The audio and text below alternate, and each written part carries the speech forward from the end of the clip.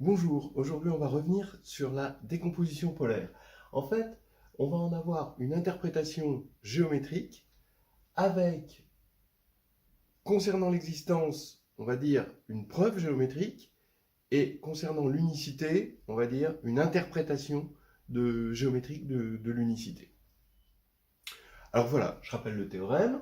Si A est dans GLN de R, il existe un unique couple OS avec O dans le groupe orthogonal, S symétrique défini positif, tel que A égale OS. Donc montrons géométriquement l'existence. On part de la sphère unité, que je vais appeler sigma, c'est l'ensemble des x c'est des vecteurs de colonne, tels que x transposé x égale 1.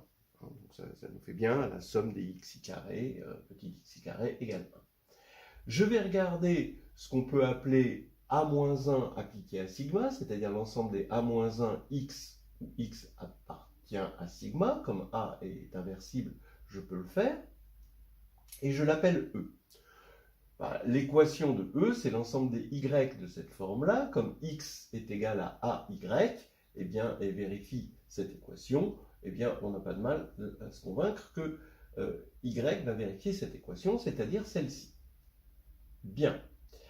Comme A transposé A est une matrice symétrique définie positive, encore une fois parce que A est dans GLN de R, qu'elle est définie, hein. Sinon ça c'est toujours positif.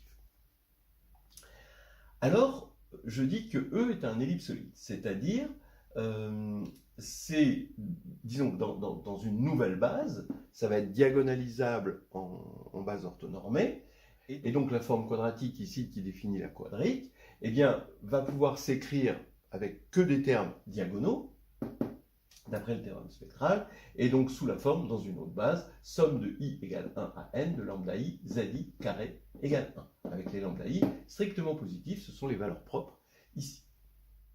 Donc E est un ellipsoïde, c'est vraiment l'idée qu'on se fait d'un ellipsoïde. De toute façon, hein, on voit bien que comme S était un compact, hein, la déformation par A-1 de S ne pouvait être qu'une quadrique compacte, bon, non réduite au vide et à un point, donc finalement ça pouvait être qu'un ellipsoïde.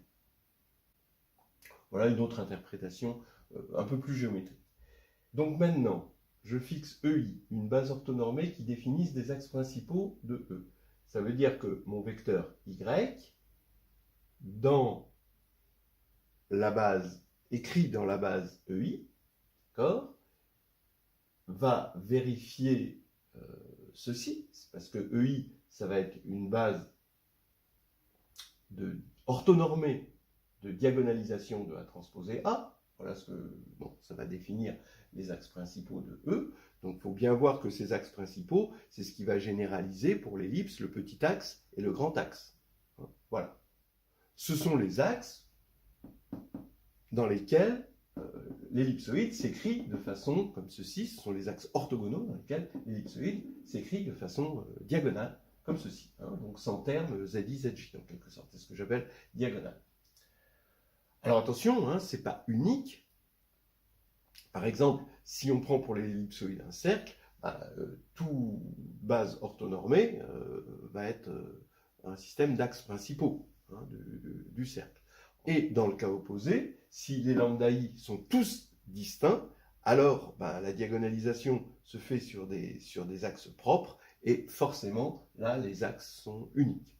Voilà. Donc on arrive à mesurer un petit peu l'unicité ou la non-unicité des axes principaux de E, tout en voyant un peu la définition géométrique que ça peut représenter. Alors, maintenant, je définis S.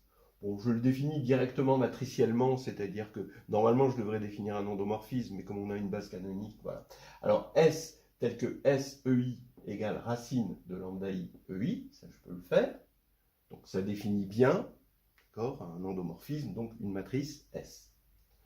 Maintenant, je prends Y dans E, je le regarde maintenant dans la nouvelle base des EI, et ses coordonnées c'est ZI, et je vais avoir somme de lambda i zi carré égale 1, puisque y est dans E, donc la somme des racines de lambda i zi carré égale 1. D'accord ? ça, il n'y a pas de problème. Mais ça, ce sont les coordonnées, évidemment, de SY.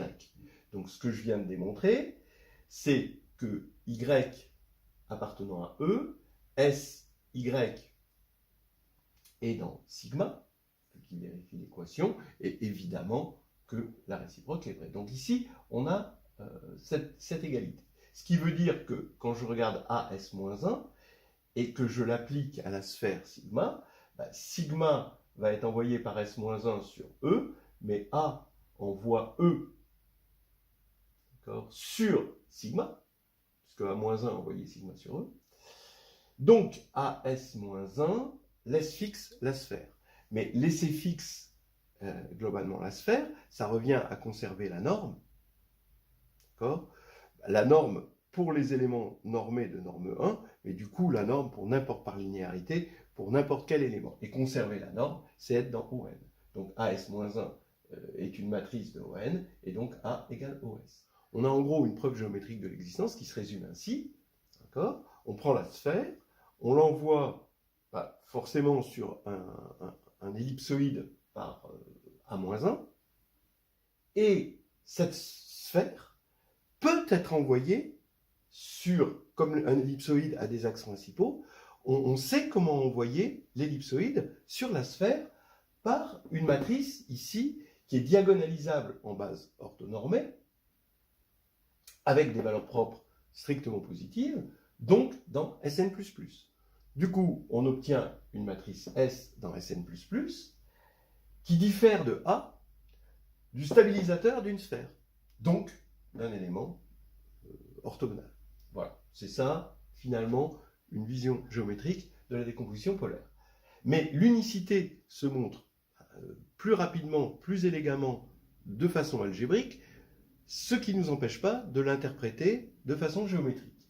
Alors, voici le résultat. Si tau est un endomorphisme auto-adjoint de Rn, qui envoie un ellipsoïde qui a ses axes principaux, sur la sphère, sigma, alors forcément, tau se diagonalise. On sait de toute façon que tau se diagonalise en base orthonormée, puisqu'il est auto-adjoint.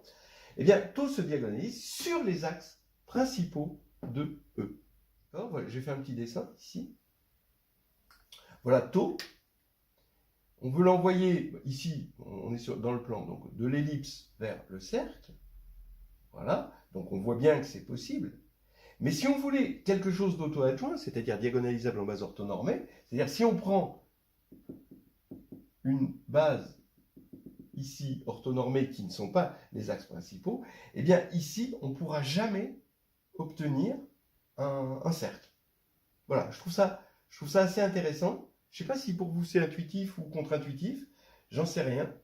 Je trouve ça quand même assez intéressant. D'accord ? On ne peut pas faire en sorte de ramener sur ces axes-là, qui ne sont pas les axes principaux, l'ellipse en un cercle. Bon, curieux quand même. Ok, alors je vais prendre T égale, donc je vais démontrer ça. T est la matrice dans la base canonique de tau, et je dis que T égale OS, bon, ça c'est d'après l'existence de la décomposition polaire, avec O orthogonal, S dans Sn++, mais on a une version ici de S, et S se diagonalise sur les axes principaux de l'ellipsoïde. Bien. Ce que j'ai écrit là. Donc maintenant, comme T provient d'un endomorphisme auto-adjoint, on sait que T est diagonalisable en base orthonormée, donc T s'écrit R, D, R-1, avec R orthogonal et D diagonal. Comme je n'ai pas supposé tau défini positif, D peut avoir des signes, la diagonale peut avoir des signes différents. En revanche, elle ne peut pas avoir des zéros, la diagonale, parce qu'elle envoie quand même E sur sigma. Donc à partir du moment où on a sigma, on a tout l'espace. Donc ici, c'est un automorphisme. Donc D peut posséder des signes mais différents, mais pas des zéros. Alors, Maintenant, j'appelle delta la matrice diagonale avec des plus ou moins 1, donc je ne sais pas si c'est 1 ou moins 1, mais de sorte à ce qu'il n'y ait que des 1 et des moins 1 dans delta, mais ça rende delta D diagonale positive, et forcément strictement positive, hein, d'accord? Donc c'est plus plus, hein. Voilà. Alors, maintenant, j'écris RD R-1, c'est-à-dire T, sous la forme R delta R-1, R delta D R-1. Effectivement, c'est vrai, vous simplifiez R-1 R, delta au carré, ça fait la matrice identité, parce qu'il n'y a que des plus ou moins 1, donc il va rester R, D, R-1. Donc c'est bien T. Est égal à OS. Maintenant, c'est là où je dis, j'interprète l'unicité. C'est-à-dire que ici, comme R est orthogonal, vous avez ici une matrice symétrique, définie positive, parce que ici c'est calculé pour être tout positif, et ici c'est orthogonal, parce que ça c'est orthogonal, ça c'est une matrice avec des plus ou moins 1 sur la diagonale, c'est une matrice orthogonale, et R-1 est orthogonal. Donc vous avez un O et S, donc vous pouvez maintenant dire ici, ça est égal à ça. Donc R delta D R-1 égale S. Donc ça veut dire que S est diagonalisable en base orthonormée dans la base des REI. Et donc ça veut dire que, comme S définit l'ellipsoïde, ça veut dire que REI définissent des axes principaux de E. Voilà, donc c'est ça qu'on voulait démontrer, que tau se diagonalise sur des axes principaux de E. Voilà.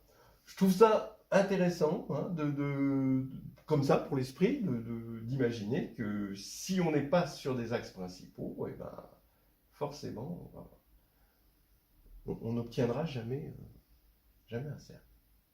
Bon, c'est sympathique. C'est fini pour aujourd'hui.